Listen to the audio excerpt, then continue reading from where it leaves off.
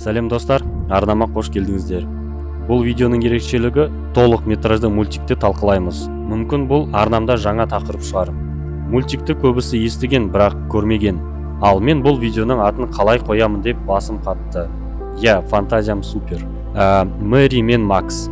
Бір қарасаң, жанұялық мультик, жылы жүзді кейіпкерлер, оқиға қыз бала жайлы. Бірақ олай емес. Оқиғаны дауысы жағымды жігіт айтып, ал мультик 50 жылдардағы телешоуға ұқсайды.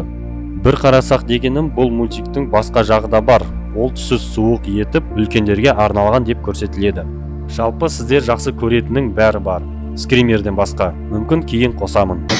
Сөйтіп мультик өмірде болған оқиғаны айтады. Сюжет екі кейіпкер жайлы. Нақтырақ бір-біріне хат жазатын 8 жастағы қыз және 44 жастағы мужик. Шынайы болған оқиға. Сіздерді қызықтырып жібердім деген ойдамын. Мэри Дейзи Динкл, кішкентай қыз, көздері қара теңіздей және шекесінде какашка ұқсайтын қалы бар.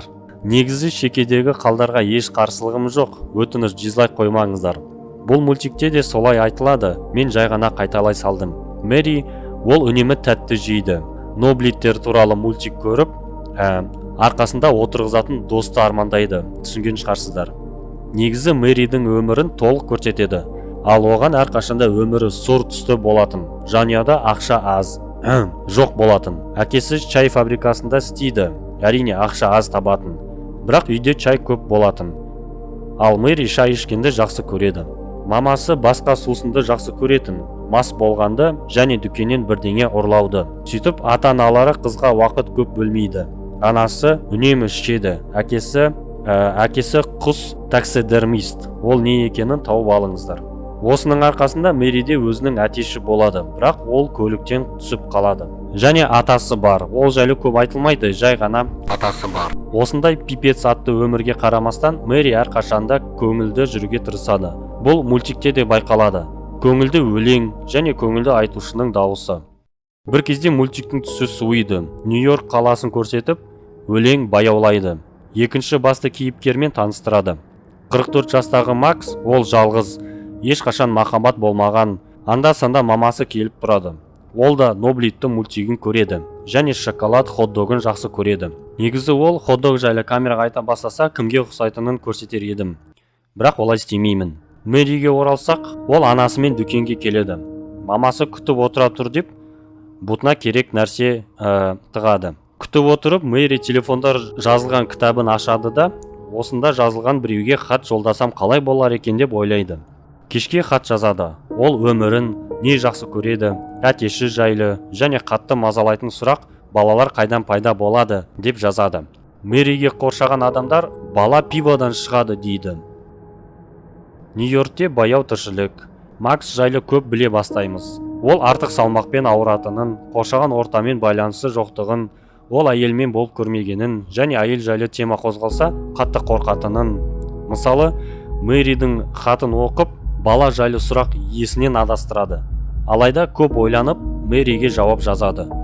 Хаттан біз ол психотерапевтке барғанын, нақтырақ әлі баратынын, және бала кезінен ауыратын артық салмақ, және баланы ол Кока-Кола банкасынан таппағанын, ал анасы оған баланы еврейлер туатынын, олай болмаса монашка туады, ал атеист болса жезөкше әйел туады деп айтқан екен.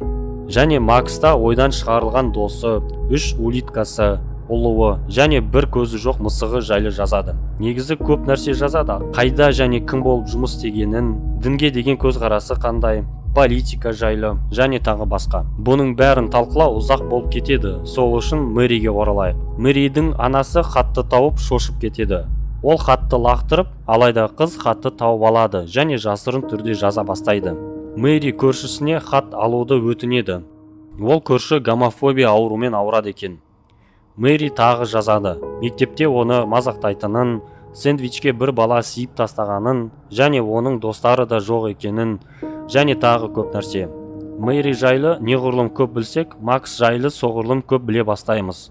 Макс өмірде жолы болмайтынын, махаббатын таппағанын, және ол Аспергер синдромымен ауыратынын, эмоцияны қалай көрсету керектігін білмейді, және барлық нәрсені тура мағынада түсінетінін айтады. Бірақ ол Форест Гамп сияқты өзін ауру деп сезінбейді. Бұны есіне салғанда ұнатпайтынын, алайда адамдарды да түсінуге болады. Уақыт өте екеуінің достығы күшейді, бір-бірін жақсы түсінеді. Барлығын айту қажет емес деп ойлаймын. Кім қандай және қай уақытта туалетке баратынын білесіздер. Бір кезде Макс хатты оқып қорқып кетеді. Ол жерде Мэри махаббат жайлы және не екенін түсінетінін жазады. Мэри махаббат деген не деген сұрақ қойғанда Макс есінен адасады. Тағы да қорқыныш, тағы да таза ауаға шығу. Жоғарыда айтқандай, ол ештеңе сезбейді. Оған жай түсіндірмей, махаббат жайлы бір химия немесе математика есебі формуласы ретімен түсіндіру керек. Осы сұрақтың кесірінен ол крышаға жылдам төмен құлау үшін шығады, бірақ оны баяу құтқарып алады. Оны психбольницаға жатқызады. Макс керек процедураны өтеді, ал Мэри одан хат күтеді. Макс 8 ай ауруханада болады. Қызға жауап жаза алмай қалады. Мэри қатты ренжиді. Макстың ручкасы бітіп қалды ма, өліп қалды ма, немесе өзім кінәлімін ба деген ойлар келеді. Осы ойлар қызды жеп, ол Макстың барлық хаттарын өртейді. Макс үйіне келіп, есін жиып, Мэри жайлы ойлайды. Бір кезде ол лотерея ұтып алады. Барлық ақшаға жақсы көретін шоколад сатып алып, қалғанын мамасына береді. Мамасы жайлы көп айтпаймын, ол соқыр. Анасы ақшаны ақылмен жұмсайды. Түрлі массаж, процедуралар, қара икра, уылдырық және джетпакпен де ұшады. Содан құлап өледі. Сөйтіп Макс хат жазайын дейді. Неге жоғалып кеткенін, Аспергер ауруын, ақылдың кем екені. Мэри хатты алып, аралары одан қатты күшейе түседі. Макс өзінің аурумен күресіп жүрсе, Мэри барлық ақшасын косметикалық операцияға жұмсайды. Алайда оның өмірі жақсармайды. Оны басқа да себептермен мазақтай береді. Ата-аналары дүниеден озады. Ал Мэри сырт келбет маңызды емес екенін түсінеді. Максқа жазған хатында істегеніне өкінетінін айтады. Негізі көп нәрсені бойжетіп түсіне бастайды. Ол тұрмысқа шығып, оқуында жетістіктер көбейіп, көп кітап оқиды. Өзіңді қабылда, мен ақылды, сен ақымақ және Макстың ауруына қатысты. Уақыт өтіп, оның жұмысын профессорлар мақтап, кітабын шығаруға көмектеседі. Қуаныштан кітап көшірмесін Максқа жібереді. Ақшаның жартысын Макспен бөлісемін дейді. Келесі аптада баратынын қуанышымен бөлісу үшін айтады. Макс болса жауап бермейді. Оған ауруының себебінен шыққан кітап ұнамайды. Ол өзін қабылдап, өзін жақсы көріп еді. Ауруын тағы да есіне салады. Есіне ол ауру және осыны ең жақын досы салғаны ренжітеді. Осының бәрін хатта жазып, артынан жыртып, М деген әріпті ғана теріп жібереді. Достығым осымен бітті дегендей. Осы кезден бастап мультиктің түсі жоғалады. Мэри кешірім хатын жазады. Жазған кітаптарын жойып, анасы сияқты іше бастайды. Күйеуі басқа жігітке кетеді. Күйеуі Мэридің өзгеріп кеткенін, Равикті жақсы көретінін айтады. Келесі балаларға көруге болмайды деген мультик екенін білдіретін сцена көрсетеді. Мэри дәрілерді ішіп, асылып қалуға шешім қабылдайды. Ал оның ішінде баласы бар екен. Жақсысы, ол асылмайды, көршісі есік қағады. Мэриге хатты беріп, Макс оны кешіретінін және жақын досы екенін жазады. Осылай хатын аяқтайды. Сөйтіп достығы жалғасып, бір жылдан кейін Мэри досына Нью-Йоркке келеді. Жүгімен бірге.